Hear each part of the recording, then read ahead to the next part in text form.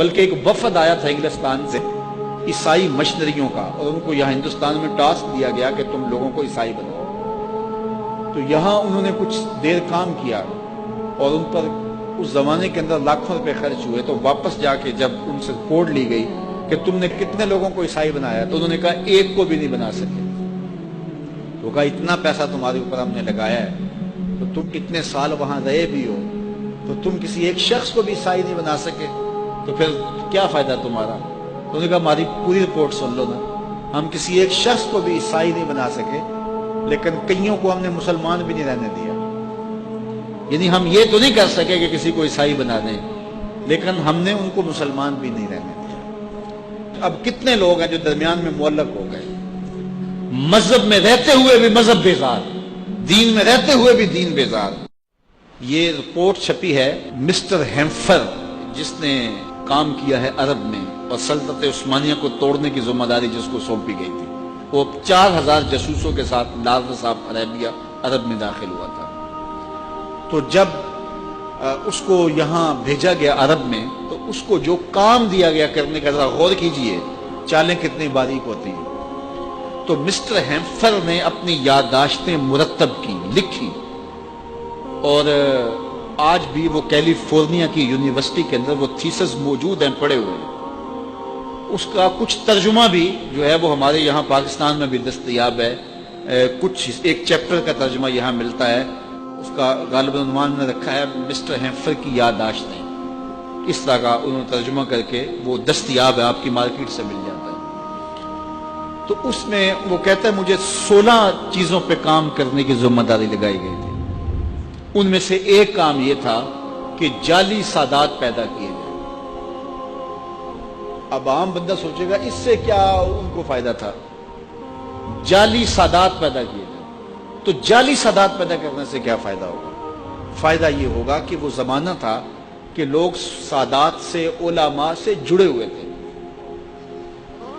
اس لیے، اور زیادہ تر علماء سادات ہوتے تھے، اور لوگ سادات سے، پیران عظام سے، علماء سے جڑے ہوئے ہوتے تھے، اور ان سے جڑنے کی وجہ سے ان کا دین محفوظ ہوتا تھا۔ آج کل تو لوگ علماء کو، پیران عظام کو گالیاں دیتے ہیں، اور اس کا بہت بڑا سبب ان کی اپنی کرتوتیں ہیں۔ تو چونکہ لوگ ان کے ساتھ وابستہ ہیں، اور ان کی وابستگی کی وجہ سے دین میں رسوخ اور پختگی ہے، تو اب جعلی سادات جب پیدا ہوں گے تو لوگ ان کے قریب بھی سید سمجھ کے جائیں گے، لیکن وہ ہوگا تو سید نہیں۔ تو ظاہر ہے کہ جب لوگوں کی محبتیں ملیں گی، پیسہ ملے گا، عقیدتیں ملیں گی، لوگوں کے گھروں میں آنا جانا ہو جائے گا، تو چونکہ اس کا خون تو خون رسول نہیں ہوگا، تو ایسی حرکتیں کرے گا کہ پھر لوگ بدظن ہو جائیں گے۔ تو جب ان سے بدظن ہو جائیں گے تو پھر دین سے بدظن ہو جائیں گے، اور ایک سے بدظن ہو جائیں گے تو باقیوں سے بھی ہو جائیں گے۔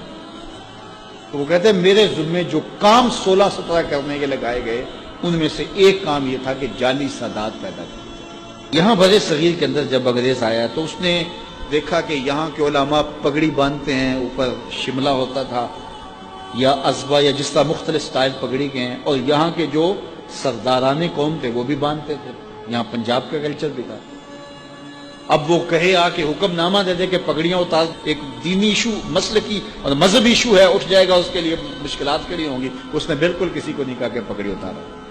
اس نے کیا کیا کہ یہ جو سنتری تھے ان کو کلا بندوا دیا، جو باجے بجانے والے تھے ان کو کلا بندوا دیا، جو ڈھول بجانے والے تھے ان کو پگڑی پہنا دی۔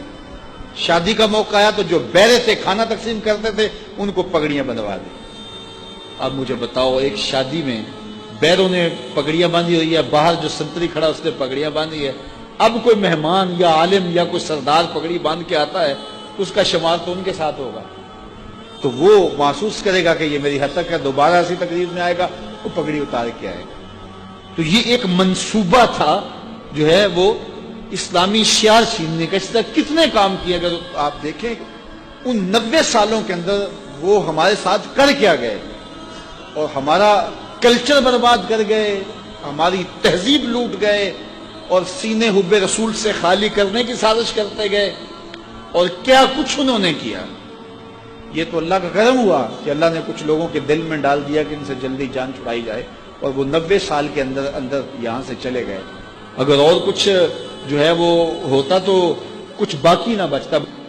اب وہی کام ہمارے میڈیا کے ذریعے سے کیا جا رہا ہے. علماء کو اداکار بنایا جا رہا ہے, اداکاروں کو علماء بنایا جا رہا ہے.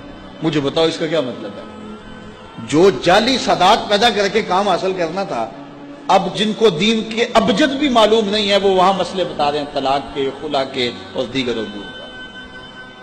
اور پھر علماء کو جو ہے وہ ان لوگوں کے ساتھ بٹھایا جا رہا ہے. یہ ساری سازشیں ہیں, بڑی باریک چالیں ہوتی ہیں.